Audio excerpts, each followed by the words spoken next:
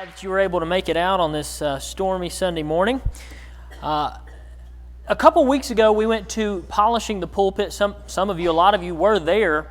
And if you can remember, we had an evening where we honored the widow of the longtime preacher Wendell Winkler. Now, I did not know him personally. However, I do enjoy reading some of his writings as well as listening to tapes of his. And a quote he always stuck with when talking to preachers was as follows. He said, "Remember, every time you stand in the pulpit, that you are a dying man speaking to dying men with the words of eternity on your lips and in your heart. I.e., you need to preach as if it was your last time, as if this is the last sermon you hear before you step off into eternity." And so thinking about Wendell and thinking about that quote, as well as going to the polishing the pulpit and hearing all those good lessons, it got me really thinking about the weight of my own words and what I preach on and the depth I go into and things of that nature. And so I've been contemplating that for some time. And then on top of that, I got a call a couple weeks ago of some bad news, which I'll get into later. But I was just having this kind of, I was in a rut kind of this past couple weeks. So I was doing some studying and I came across this verse, and it was this section of Scripture was so ironic when I came across it because it fit the bill.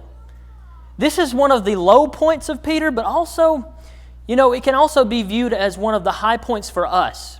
And what I mean by that is because we have an example here of Peter when he is looking at the Lord face to face. He's walking across the water to the Lord, flat-footed on water, and yet he starts to doubt. And he starts to question as he's staring the Lord in the eyes. And how this is a high point for us, I'm not encouraging doubt, no way. But what I am trying to make a point of is that this text tells us that we're humans. This text tells us that even one of the great servants of the Lord had his moment where his faith shook a little bit. Maybe he wasn't as strong as he thought he was. Maybe he just simply had a stumbling block in the way. But the point is that he worked through it. He worked through it with the help of the Lord. And that is exactly what I want to walk through this morning and answer some questions. And I want you to look at this story this morning, and I want to let you know that you will fit into Peter's shoes at one point in this story. Whether it's in the boat, whether it's on the water, or whether it is sinking, you are going to be Peter somewhere in this story. So just be prepared for that. But moving on, I appreciate the reading. It's a little bit of a long reading. But we have the general concept of what's going on here. They're fishing on the boat, and the storm is going on, and they're scared. They see something coming across the water, and some of them are saying, "Well, that's a ghost." And somebody says, "No, that's the Lord." And he says, "Well, Lord, if it is you, just tell me to walk out there to him." And on the way there, that's when he sees the waves and the wind, and he just gets scared, and he begins to doubt, and he starts to sink. The Lord gets him up right when he cries, and they go back to the boat. That's the gist of the story. But moving on forward, we're going to kind of break this down one section at a time. The first thing that I want to note is the storm. There's obviously a storm going on. Now, how this story applies to us today is that the Bible does not teach a prosperity gospel. And we've talked about this before. But if you go and turn on the television and you see these televangelists, they're always talking about, if you send money to our cause, or if you pray this prayer, the Lord will bless you beyond belief. Financially, you will be stable. All your ailments will be healed, and that's all you need to do. That is the prosperity gospel, and it is not taught in our Bibles. Here's what the Bible does say about the storms of life. Consider with me James chapter 1, verses 2 through 4. He says, "Count it all joy, my brothers," some say brethren. What's that word there? Not if, not in case of, but when you meet trials of various kinds. For you know that the testing of your faith produces steadfastness.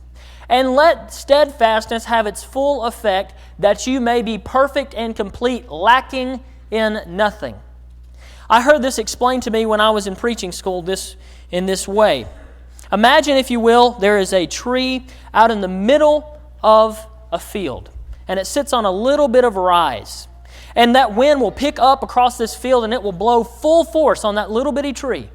Now that tree has one of two options. The tree can fall over and just die. That's one option because it's taken on a lot and it's a lot to handle. Or the tree can dig the roots deeper down into the soil and become stronger because of it. And the Bible lets us know at the outset that it's not always going to be easy. There are going to be distractions. There are going to be storms in life. That's just a part of it. So we have to be prepared and have realistic expectations when these storms start happening. I heard one guy say, he was a counselor of some sort, and he said, the number one cause of divorce in the world. Everybody says, money. He goes, no, that's not it. It's unrealistic expectations. And he went on to explain it in the following way. He said, see, what the man wants is a copy of his mother. He wants the wife to cook like his mother and clean like his mother and do this like his mother. And what the woman wants is a carbon copy of her father. She wants you to mow the grass like her father, and she wants you to bring home the bacon like her father, etc. And you have these unrealistic expectations that were, put together over, 20, 30, 40 years of marriage. And then you get into marriage as a young couple and you say, hey, you're not what I thought a husband was supposed to be like. Well, you're not what I thought a wife was supposed to be like. And so then you get in all this trouble.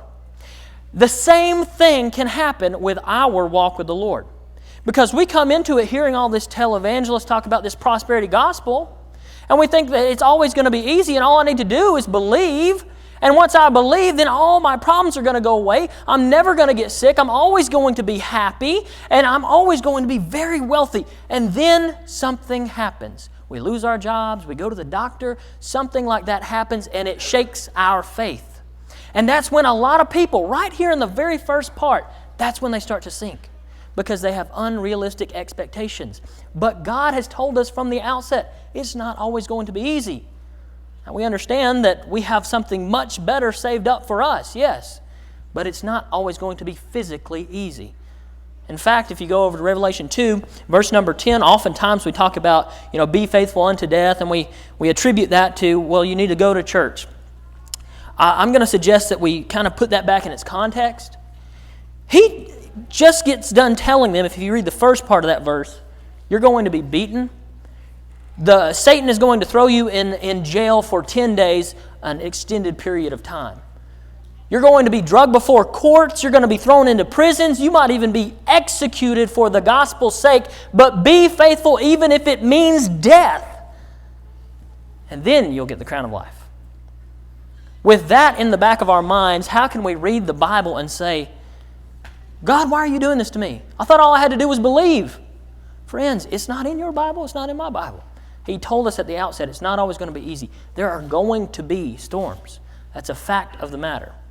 And I know we're looking at an example over here where the Lord was physically there with them, but the application is there for us today. That's 2019 for you right there in Matthew 14. That is us today. We need to learn these lessons. Consider also with me Luke 14, starting in verse number 28 through 30. For which of you desiring to build a tower does not first sit down and count the cost, whether he has enough to complete it? Otherwise, when he has laid a foundation, he is not able to finish. All who see it begin to mock him, saying, this man began to build and was not able to finish. Now, in this context, he's talking about the cost of discipleship. And in fact, he gets previously, he had just got done saying, if you don't hate your father and mother, you can't follow me. So basically what he's saying is you're going to have to make self-sacrifice. However, that being said, in light of that context, I believe that we can make the application that we're going to make without harming the context, and that is you need to be ready for whatever comes your way. There's unforeseen problems that are going to come ahead of you in your Christian walk, but just be ready and have the realistic expectations when the storm does come. Now that we've looked at that part of it, we have the men in the boat. And Peter, man, I love Peter. I really do. He's so eager. He's so ready to serve, but sometimes he bites off more than he can chew. That's just a fact of the matter. And so in the midst of this storm, Peter jumps up, just like he did with the sword when they were taking Christ. He jumps up and says, I'm going to walk to you, Lord. Wow. What an example of faith. But then doubt. because he gets halfway across that water and it doesn't tell us how far it is. But he can obviously see the Lord, so it's not that far.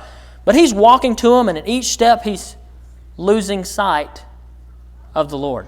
And he starts looking to the right and to the left. And that's when the doubt sets in.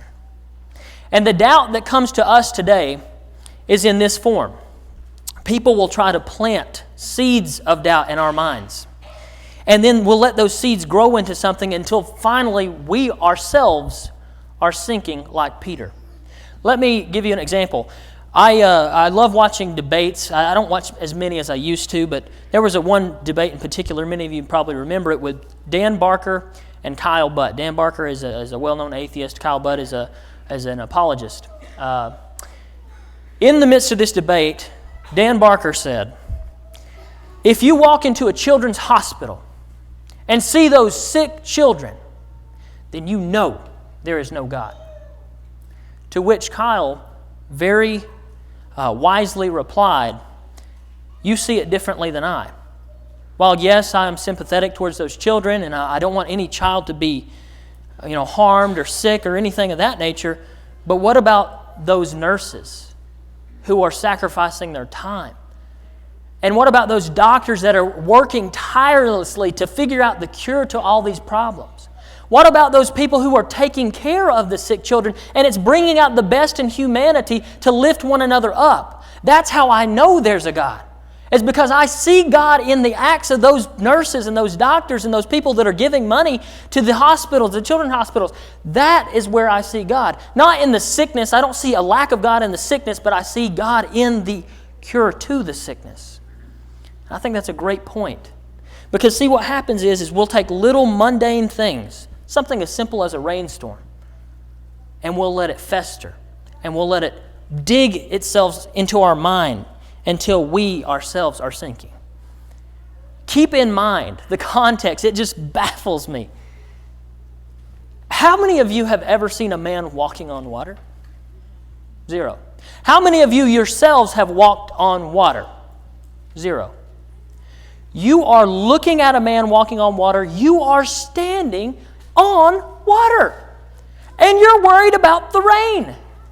That is exactly what the world tries to do to us every single day.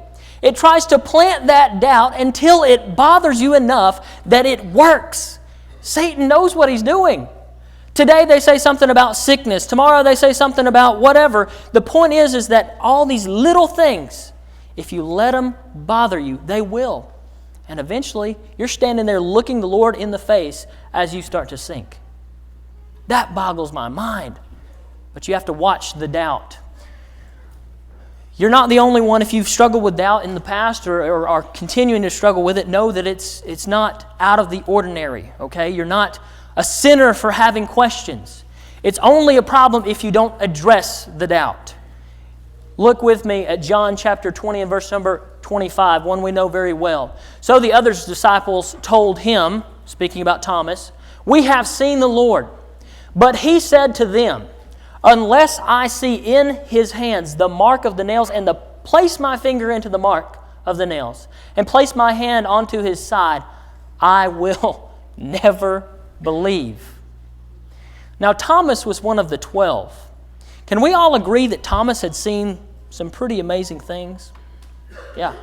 Thomas had seen some miracles that probably aren't even written in the book that were just amazing. And he says, unless I can touch it, I won't believe. I will never believe, in fact. Thomas probably went on to do many great things for the Lord, but this is not his finest hour. We understand the rest of the context of that story. Of course, the Lord does appear and shows him. Says, here, touch these hands. Touch this side. It's me. But the point being is that there was doubt in the life of Thomas. And sometimes when we don't address that storm that's going on in our lives, it can create doubt. But we have to address it. One more passage I want to consider. I want you to turn here with me in the Old Testament to Judges chapter 6. And I want you to see an example of a little bit of distrust or maybe even unbelief in what God had said to Gideon. Start with me in Judges chapter 6. We're going to start in verse 36 and drop down through verse 40. Gideon said to God, "If you will save Israel by my hand, as you have said, behold, I'm laying a fleece of wool on the threshing floor. If there is dew on the fleece alone, and it is dry all over the ground, then I will know that you will save Israel by my hand, as you have said." All right, let's pause right there. Does the Lord need to validate what he says? No. God is speaking to Gideon. And he says, "Well, I know you're speaking to me. I know you're real, but could you just validate what you're saying real quick?